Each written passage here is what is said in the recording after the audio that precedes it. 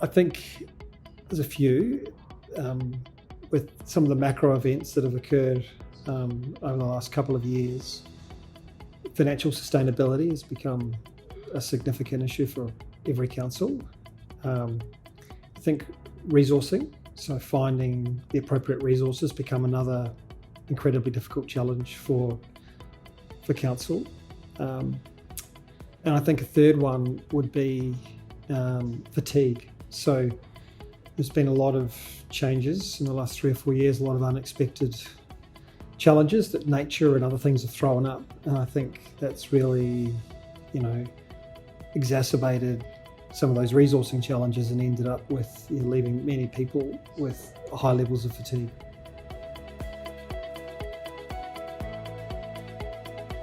I think, digital is a way to change some of the way that some of the services are delivered and supports delivered for citizens. So I think digital changes the cost structure.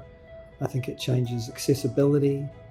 I think it can create a personal journey that can be personalised for different people in different ways, where all those things are nearly impossible if you do them in person.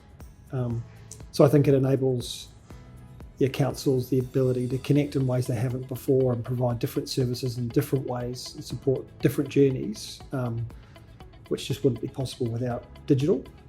I also think that it significantly changes the cost structure.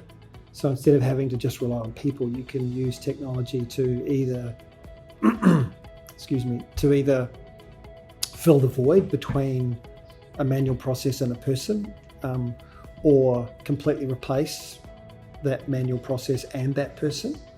So I think it enables councils to rethink how they use people, which could ultimately mean the council taking jobs from behind a desk and putting them in front of the desk, and then driving some of the things that are probably more important to citizens around engagement, in-person services, and community services, things that actually people want to engage with people more so than just filling out forms and paying for things, which is still in most councils manually performed.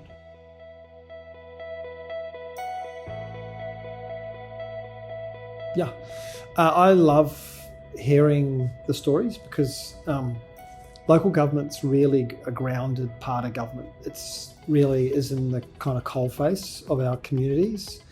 And I love hearing the passion and excitement and enthusiasm to make change despite the obstacles. And so it reminds me of why I started with this job, why I chose to get into local government, because I find it refreshing, I find it inspiring, and the passion and energy that people display. That's good for my soul, and something that I think if citizens knew how much these people care, I think it would also, really, I think they'd be surprised at how much people do care.